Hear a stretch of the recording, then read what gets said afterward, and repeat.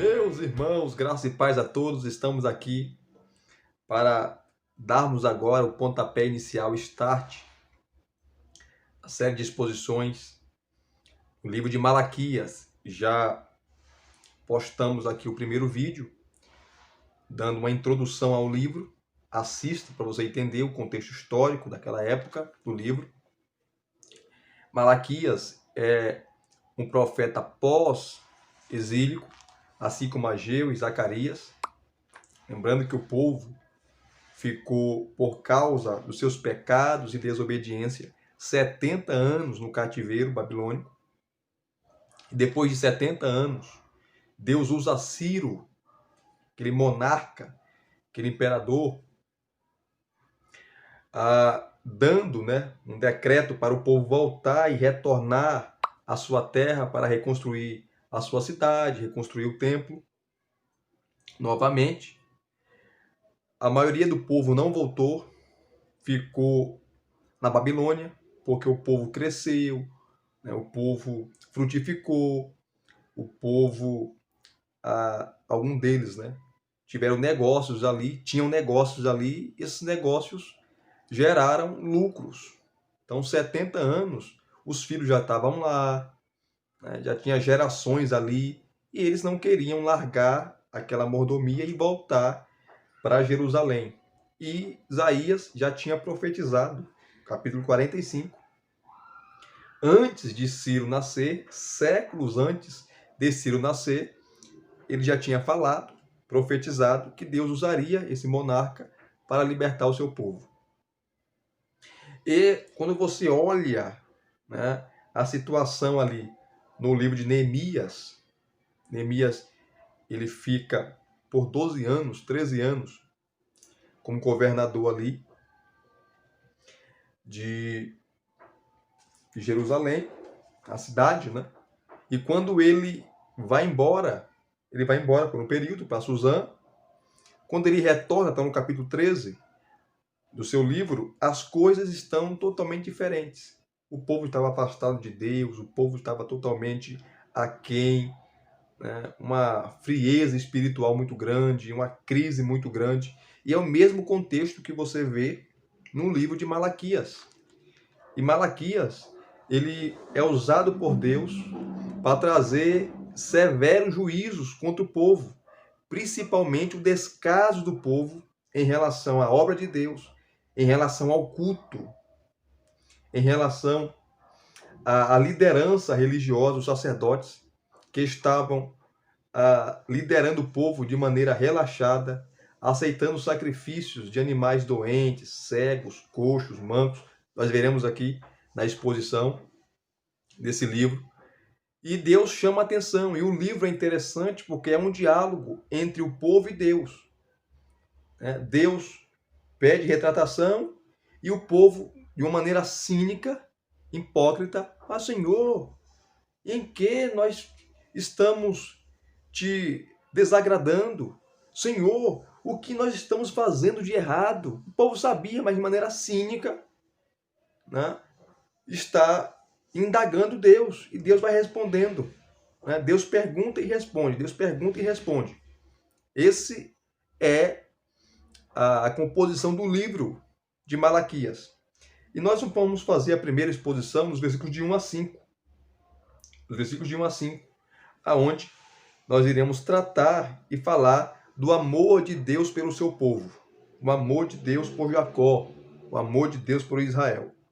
Olha só os versículos de 1 a 5, que diz assim: sentença pronunciada pelo Senhor contra Israel por meio de Malaquias. Lembrando que o nome de Malaquias significa mensageiro, tá?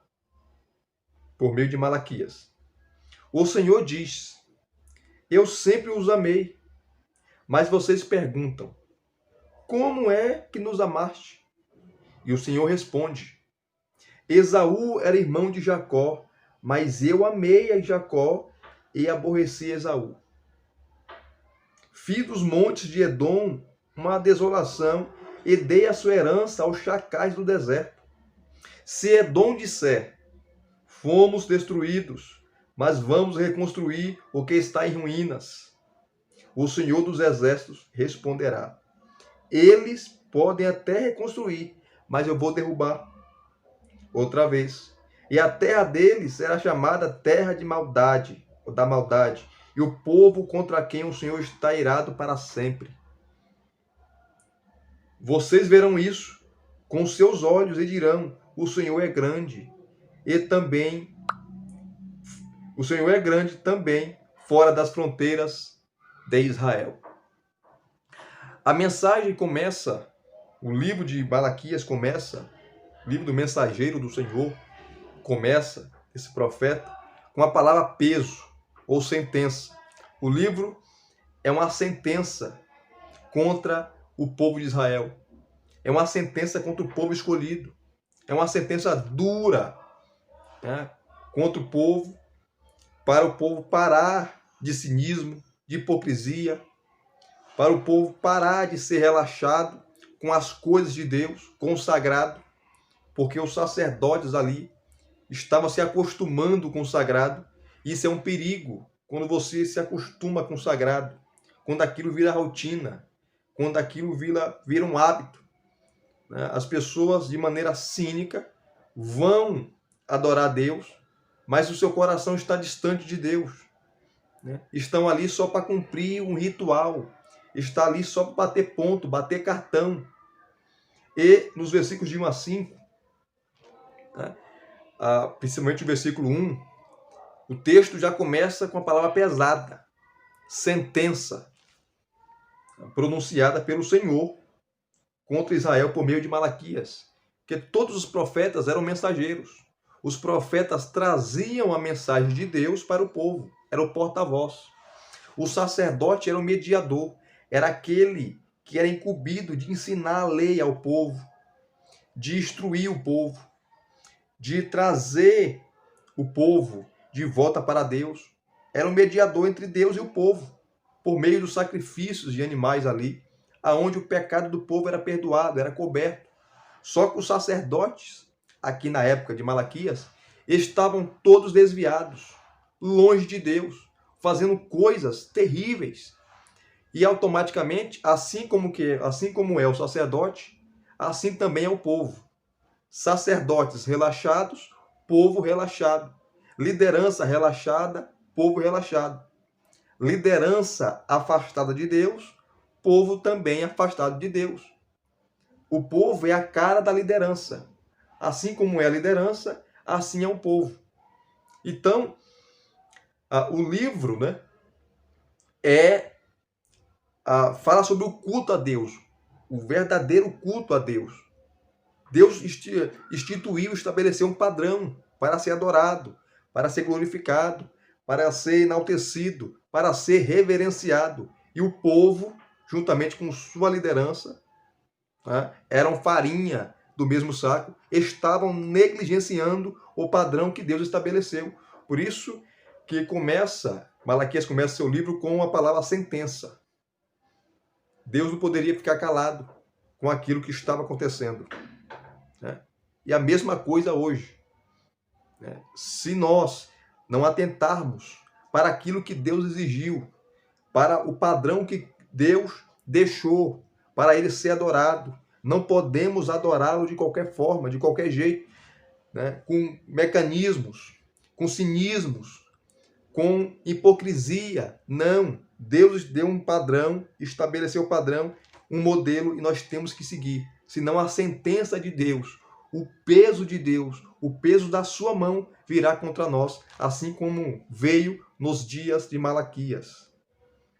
Aí nos versículos 2 a 5, começa o diálogo, porque o livro é assim, entre Deus e o povo.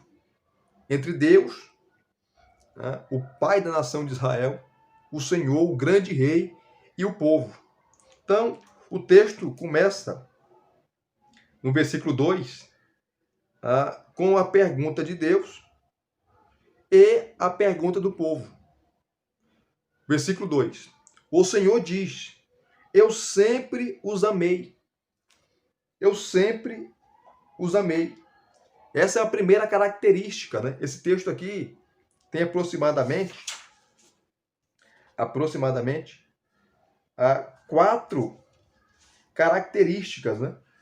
4 características, ou 4 lições que nós vamos aprender. A primeira lição é que Deus ama. Deus é amor. Deus se preocupa. E quem ama se preocupa. E quem ama chama atenção. E aquele que ama puxa a orelha. Aquele que ama quer ver o bem. Então, o versículo 2 começa com a pergunta de Deus, por meio do profeta. Deus perguntando.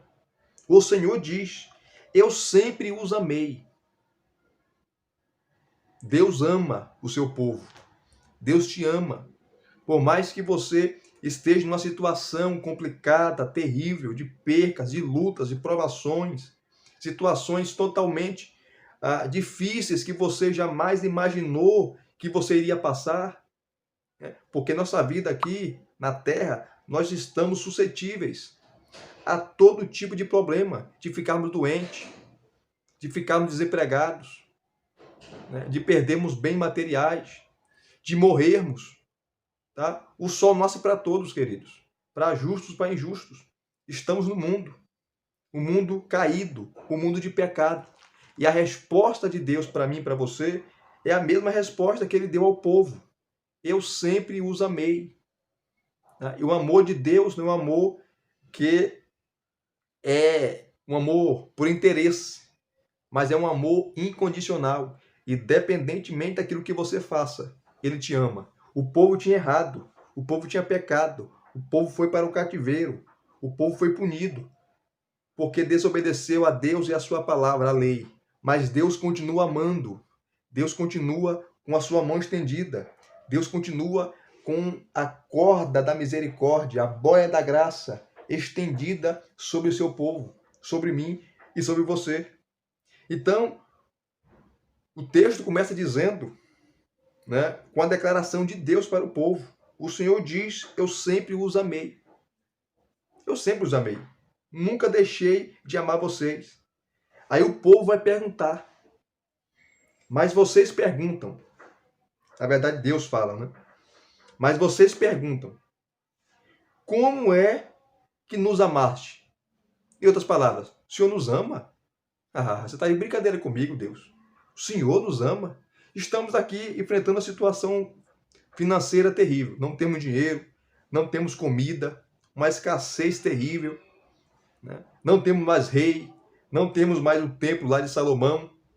Temos aqui o templo totalmente, né, mais suntuoso, um templo que nós não queríamos, mas é o que tem. Temos aqui um líder estrangeiro, governador estrangeiro, nos liderando. Tá? Estamos passando dificuldades, situações difíceis.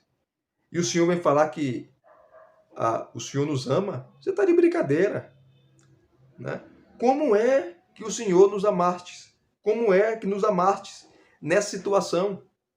Como é que o Senhor nos ama nessa situação? O Senhor nos ama coisa nenhuma. Isso aí é blefe. Isso aí é coisa para boi dormir. Aplicando a linguagem popular, né? O Senhor fala que nos ama coisa nenhuma. O Senhor está de brincadeira. Aí vem a resposta de Deus. Tá? E o Senhor responde. Tá? E Deus vai responder, né, que Ele ama. E a resposta dele é eleição. A resposta de Deus é a eleição. Olha só a continuação, né, do versículo. A última parte do versículo, a parte C do versículo 2. Esaú era irmão de Jacó, mas amei a Jacó. Versículo 3. E desprezei Esaú. Deus responde para o povo. Deus fala com o povo e responde com a palavra eleição. Deus não justifica. Tenta explicar. Vocês estão nessa situação. Vocês estão passando uma situação financeira difícil, de escassez. Coisas ruins estão acontecendo. Mas vocês estão plantando aquilo que vocês estão colhendo aquilo que vocês plantaram por causa da desobediência à minha palavra. Se vocês obedecessem aquilo que eu falei por intermédio dos profetas, por intermédio de Moisés, na lei, vocês não estariam nessa situação. Então, eu vou responder vocês. Eu amo vocês, sabe por quê? Porque eu escolhi Jacó e não escolhi Esaú. Eu amei a Jacó e aborreci Esaú. Esaú e Jacó aqui, Jacó é a nação de Israel. Esaú é os edomitas, o povo que saiu de Esaú, os descendentes de Esaú, que eram inimigos de Israel.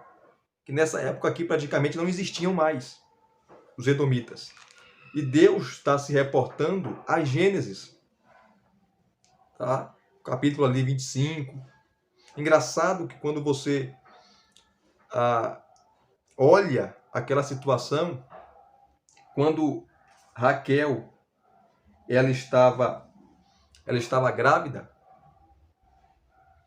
ela estava uma briga ali dentro do seu ventre, né? Entre as duas crianças, e ela vai orar a Deus para saber o que estava acontecendo. E Deus responde ela: 2 nações há no seu ventre. 2 nações. E o maior vai servir o menor. O maior era Esaú, o primogênito, que tinha o direito de herdar a maior parte dos bens, né? Da família, do seu pai.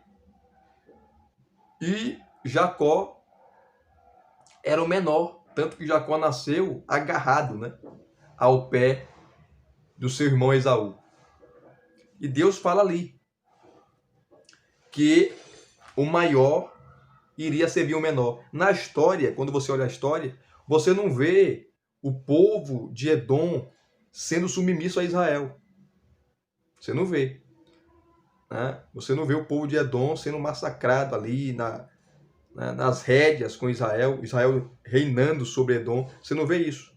Mas no âmbito da eleição de Deus, você vê que prevaleceu a escolha do menor, a escolha de Israel, do povo de Deus, sobre Edom. Então Deus responde com eleição, com a palavra, com essa palavra eleição. Vocês querem uma prova do meu amor? Vocês querem uma prova que eu amo vocês? Vocês querem uma prova que eu amo de fato vocês? Vocês deveriam se lembrar do patriarca, do homem que dos 12 filhos nasceu vocês, nasceu a nação de Israel, Jacó.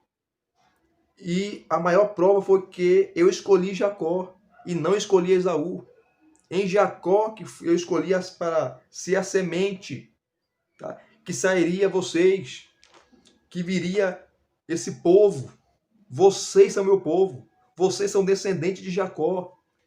Eu amei a Jacó e aborreci Esaú. Eu amei, tá? O pai de vocês, o patriarca Jacó. Aqui Jacó, tanto o personagem, o homem Jacó, o ser humano Jacó, como também, tá? A nação que veio dele, né? O povo que estava indagando a Deus: como é que nos amastes? E Deus está respondendo: eu amei vocês porque a eleição é a maior prova do amor. Eu escolhi vocês como nação. Eu escolhi vocês como nação para ser meu representante, ou para serem meu representante para as nações, para os gentios, para os povos. Tá? E eu não escolhi Esaú. Né? Pela lógica humana, era Esaú. Né? Pelo calendário humano, era Esaú que deveria ser escolhido, porque ele nasceu primeiro, ele era o primogênito. Mas eu inverti. Eu escolhi Jacó. Eu escolhi o menor. Eu escolhi o frágil, o mais fraco. Eu escolhi Jacó e não escolhi Esaú.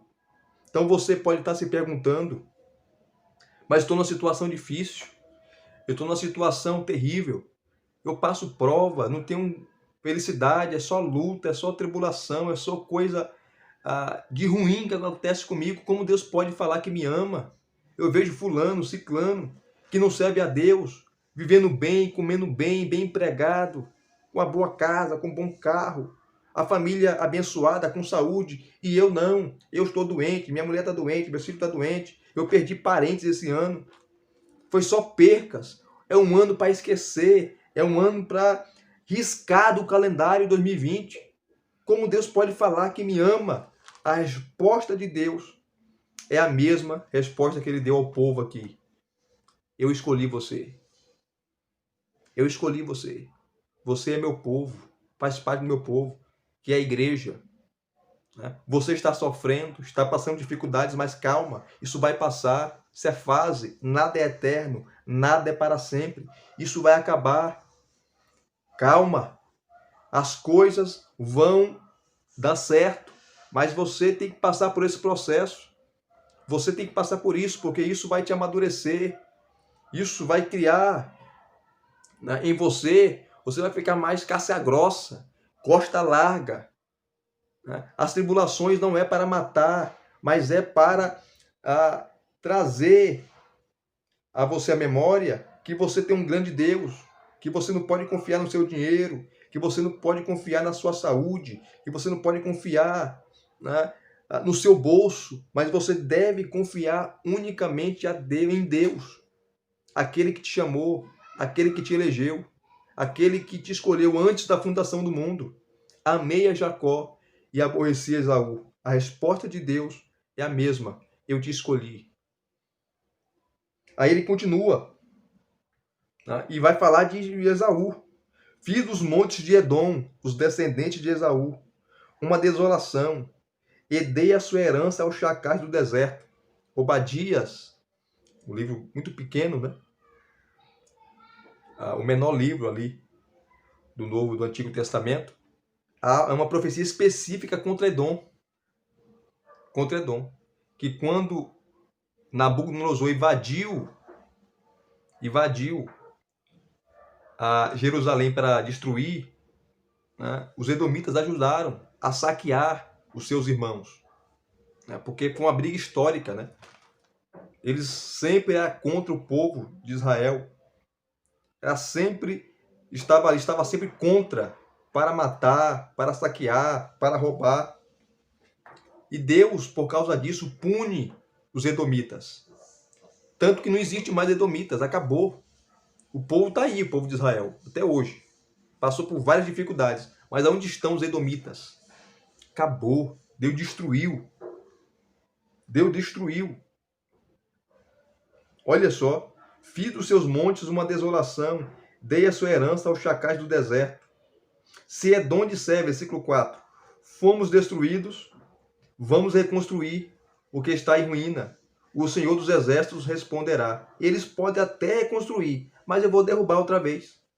E a terra deles será chamada terra da maldade, e povo contra quem o Senhor está irado para sempre. E de fato, né? O que uma nação pode fazer se Deus está contra ela? O que uma nação pode fazer se Deus está irado contra ela? O que ela pode fazer? O seu poder militar não vai resolver. A sua economia não vai resolver. A sua influência política não vai resolver. O líder da sua nação não vai resolver. O presidente não vai resolver. O rei não vai resolver. Ninguém pode resolver. Porque ninguém pode ir contra Deus. Ninguém pode ir contra aquilo que ele determinou. E Deus falou: se vocês voltarem a reconstruir, eu vou destruir de novo. Porque é o povo contra quem eu estou irado para sempre. E de fato, que os edomitas não existem mais. Assim como outros povos que não existem mais também, como os amalequitas, como os filisteus, todos os inimigos de Israel não existem mais. Foram aniquilados, extirpados, e o povo está aí. E o povo está aí, até hoje. Então Deus está provando para o povo que ama. Eu amo vocês. Mas, Senhor, como nos amastes? Deus responde com a eleição. Quando eu escolhi Jacó, e por meio de Jacó veio vocês, o povo escolhido, tá? E não escolhi Esaú. Tá? E os descendentes de Esaú, os edomitas, tá? Eles construíram a sua fortaleza, destruir. E se eles voltarem a fazer novamente, eu vou destruir novamente. Né? Porque a minha mão está contra eles. Né? A minha mão está pesando contra eles. Pesou contra eles. Pesou contra eles. É o povo contra quem o Senhor está irado para sempre. Então, Deus é um Deus de amor. É um Deus que ama. mas é um Deus que pune também. É um Deus de justiça. E ele não pune aleatoriamente, tá? O povo de Israel estava sendo punido por causa da desobediência. E o povo, os edomitas, os descendentes de Esaú, irmão de Jacó, foram punidos e extirpados para sempre, porque não trataram seus irmãos com dignidade, não trataram seu irmão com amor. Pelo contrário, né? Tratavam com desdém, tratavam com desprezo, tratavam com inveja, tratavam o povo de Israel, né, como se não fosse seu irmão, como inimigo. E Deus pesou a mão. A espada de Deus, a espada da justiça, foi contra o povo. E olha só o versículo 5 para concluir. Né? Aí Deus vai, né, concluir dizendo assim: vocês verão isso com seus olhos e dirão. Isso o quê? Tá? Aquilo que ele acabou de falar. Né? O juízo dele contra Edom, contra os inimigos. Tá? O juízo dele contra aqueles, né, que sempre foram contra, que sempre tratou seu irmão como inimigo, que sempre tratou seu irmão com desdém, com desprezo, que sempre tratou seu irmão com inveja, sempre tratou seu irmão com um olhar soberbo, altivo, arrogante, presunçoso, pescoço duro. Vocês verão isso com seus olhos e dirão: o Senhor é grande. O Senhor é grande. O Senhor é grande também fora das fronteiras de Israel. Não é só dentro de Israel, mas fora. O Senhor é Deus dos povos, é Deus das nações. Olha só que maravilha. Então nós aprendemos aqui, do versículo de 1 a 5, primeiro, o profeta apresentando as provas do amor de Deus. Tá? A primeira prova é que Deus ama. Tá? A segunda prova, tá? Versículos 2, parte B, o versículo 3, é a eleição de Deus. Que Deus, eu elegi vocês. Eu elegi vocês, eu escolhi vocês para ser meu povo. Você quer mais amor do que isso? Você quer mais amor que isso? A terceira prova, tá? Que Malaquias dá, tá no versículo 4, é o amor de Deus, né? Que o amor de Deus é a bênção, ou melhor, a terceira prova apresentada por Malaquias do amor de Deus é a bênção evidente do Senhor sobre o povo de Israel, sobre o seu povo. Quarta prova, tá? Malaquias lembra os judeus do grande privilégio que Deus lhes deu de testemunhar para os gentios. Tá?